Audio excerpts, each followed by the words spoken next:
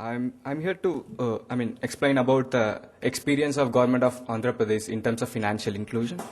To take to the topic as an initial stage, like effective governance in rural development, which we are talking about. Uh, it's all about empowering the rural men and women to give the opportunities and choices, and mainly among them, financial inclusion plays a major part in giving them the opportunity. To take back into the statistics a bit, so what's the status of the financial exclusion at the present stage? We have 70,000 bank branches and 1.5 lakh post offices, but the villages which we need to cover are around 6 lakh. And as you see, the 51.36% of the rural households are still financially excluded. We are talking about rural households and not rural individuals. And if you see about the people who are earning less than rupees 10,000, only 28.3 people have some bank accounts. And only 13% of the total earners who earn less than 10,000 take credit from the bank. This is the status of the present financial inclusion stages. So let's take into financial inclusion. What does that mean? See, if you talk about banking services, it's actually a public good. It should be recognized as a public good, and delivery of banking services at an affordable cost, which you can say it is a financial inclusion. And also the delivery of banking services should be for the disadvantaged and low income group. So if you talk about financial inclusion can be of two types. First one is of state-driven intervention, as most of the speakers have pointed out. The other one is the voluntary effort by banks.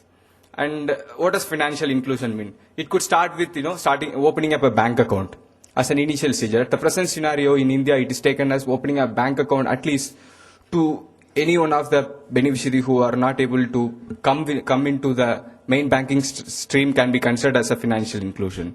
And the second stage would be the giving up the financial literacy, and third would be the people who are accessing the bank services like credit insurance, and the final stage is the comprehensive financial inclusion.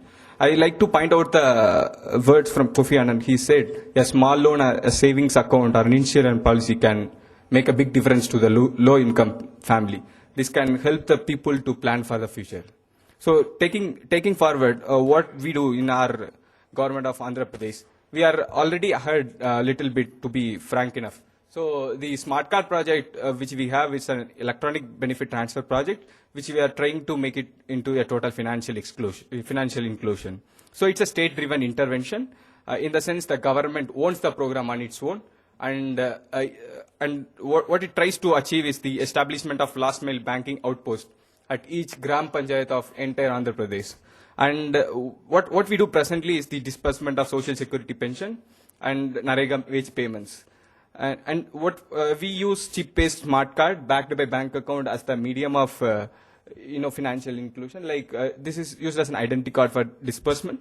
And the branchless banking model which we are trying to establish here is the major step towards financial inclusion. We believe it, and we hope we will make it up. And if you look at the stakeholders, the bank lays the entire infrastructure in terms of positioning of the kits, and the customer service provider, which is a business correspondent at each gram panchayat, and government in turn pays 2% commission to the bank for the service offered. So if you look at the figure at the right side, so establishing a banking outpost in each gram panchayat is what the present stage, and we are dispersing the SSP pension and wages, so they have the bank accounts. And what it leads to in the future, it's a total financial inclusion which could be utilized by the bank. So what are the key processes involved? So initially, government allocates the different districts or gram panchayat to the different banks. So you can see here it's a state-driven intervention here, and bank goes for bidding to find out the different technology service providers and business correspondent. So technology service providers would be in a position to aid the bank in giving up the different technology, whereas business correspondent will help them in reaching the last mile. So the next procedure would be enrolling the different beneficiaries. So the SSP pensioners and NRGS wage seekers, they are all identified by the government.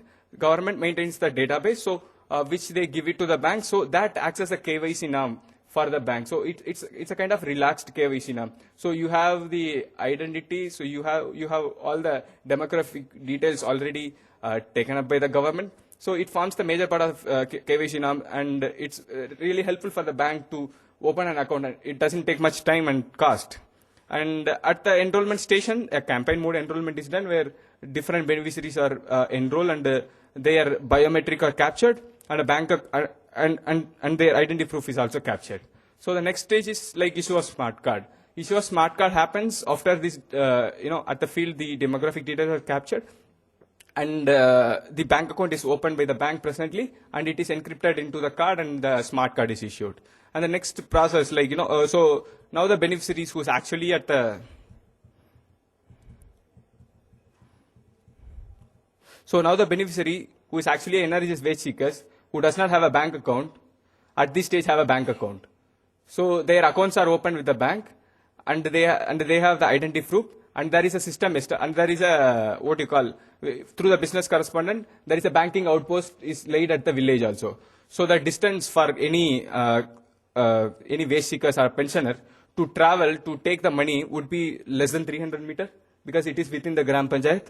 So it's like, we achieve that step. And next is the smart card business cycle, how it works. So the government gives the e-pay order and fund with acquittance to the bank.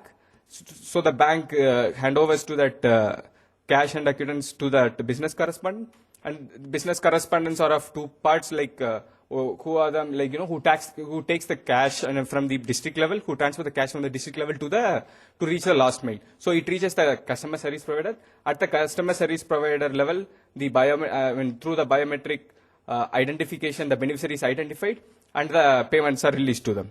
So, and again, we get back the unspent amount, the bank, and it gets reconciled with the government. This is the closure of the cycle which we are talking about, the entire smart card business cycle. So, what does at the customer service provider, how does the disbursement cycle look like? So, we send that e-pay order which contains the different information for the beneficiaries, for the different paid to be paid. So, that is being sent directly to that part machine present at the villages. And based upon the biometric authentication, the cash is dispersed and the data gets uploaded, which means the accounts credit and debit happens at the customer service provider level. So these are the different stages in which project implementation has happened. If you talk, we have two approaches, service area approach and one district, one bank model. In service area approach, we allocate different Gram Panchayat in a particular district to different banks. So slightly complicated model in terms of if you look at the government point of view, in terms of monitoring and also implementation. In one district, one bank model, it's like given to one district completely to the bank. In a way, entire wage seekers and pensioners can be enrolled with the bank and bank accounts are open. The statistics says that out of the 21,000 at Gram Panchayat, we have almost established 7,186 banking outposts. So by November or December, you would be having 21,000 banking outposts in entire Andhra Pradesh, which means all the pensioners and wage seekers will be having a bank accounts and they will be able to reach the bank in their Gram Panchayat itself, which will be less than 300 meters. So, okay. So we have enrolled around 96 lakhs, which is closer to the 1 crore mark. So these are the challenges which we have. And banks as such, they are in a way to create a separate vertical for the entire project, to monitor. And in terms of standardization of enrollment and procedures, we started much earlier before UID standard came in. So this project was started before, 3 years before. So our enrollment standards were not not that proficient enough as UID standards, but still we are great enough to work out the project and the data interfaces. And in terms of business process also, we have little integrity issues because of the technology level of the customer service provider at the village level. And some of the banks still, they need to maintain their accounts in the CBS, which most of the accounts are maintained at the technology service provider server itself. So in the cash management also, it's still the physical transfer of cash, which goes from the district to Gram Panchayat, which is there is risk associated with this, where business process re-engineering is more required.